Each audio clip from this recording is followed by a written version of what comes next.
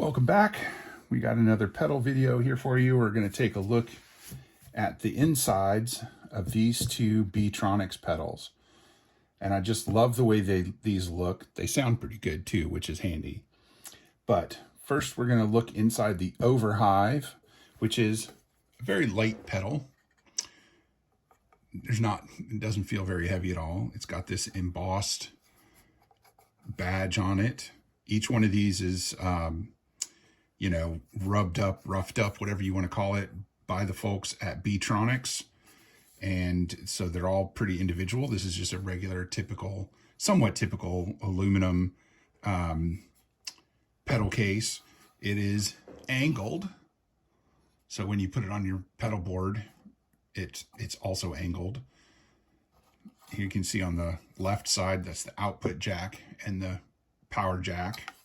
On the right side is the input jack and this is an operation light. It has three controls: tone, volume, and honey. Honey is the gain. And it also has this honeycomb switch toggle and this B switch toggle, which affects other characteristics of the sound. And then it has this, true bypass on off thing here, and a giant, just look at the size of that washer. That thing is huge. So we're going to look inside this one first, and there's 4 screws holding it together, 2 on each side. So we'll just, oh, that's in there good. There we go. 2,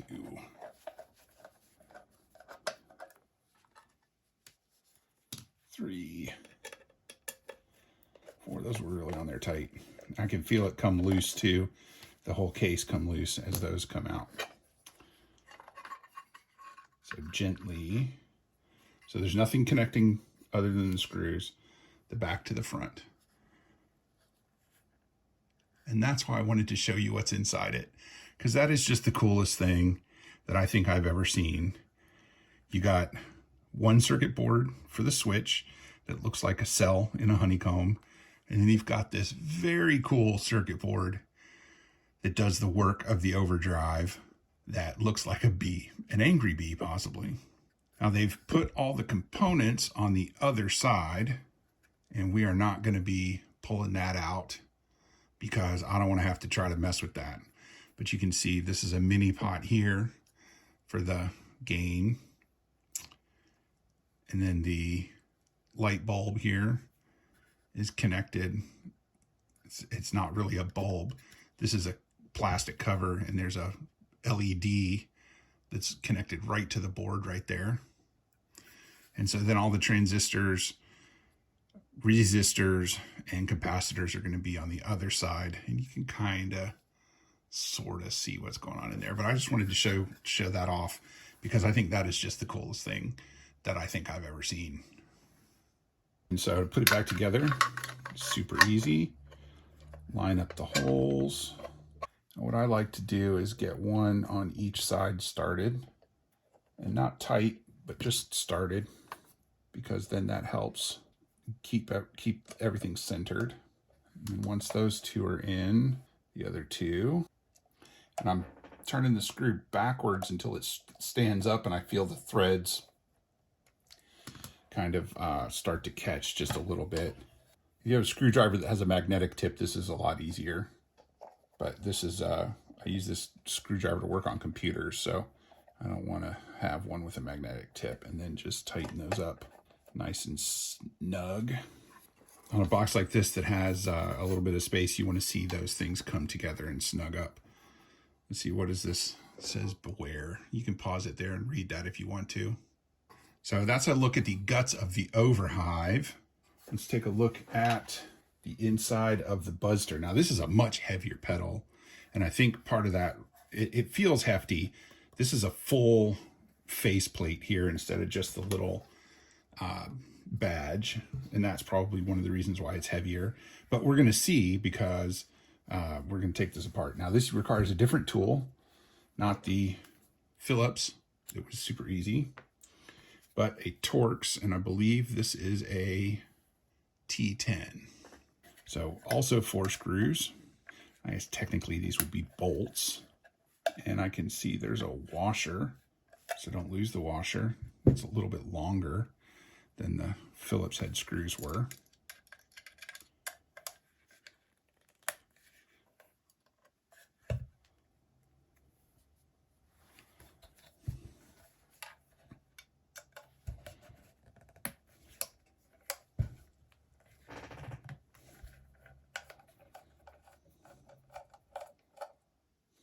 Okay. And then this one. Now we're going to gently see if we can separate these. Now that's a little more snug.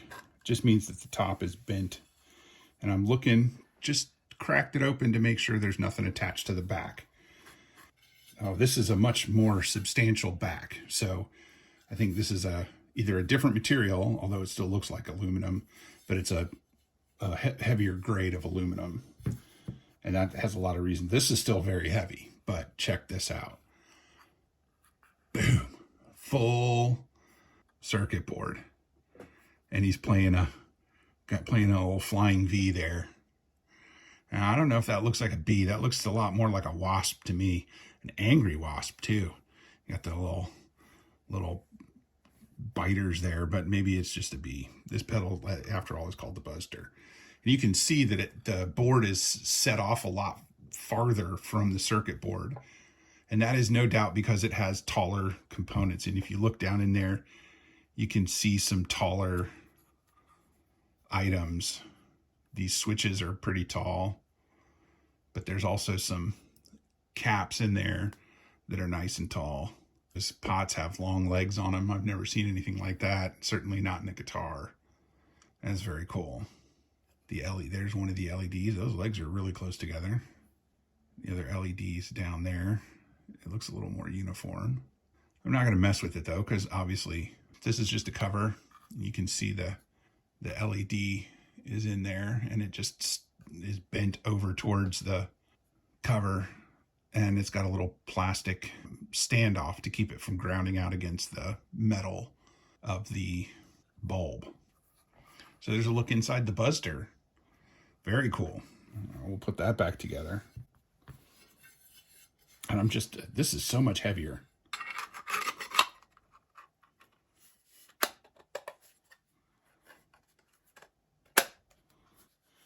The whole thing has a really solid feel to it.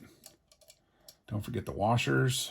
I think it's pretty cool that the pedals look similar, but have different construction cues. And certainly this faceplate is really awesome. And then those got to get tightened up.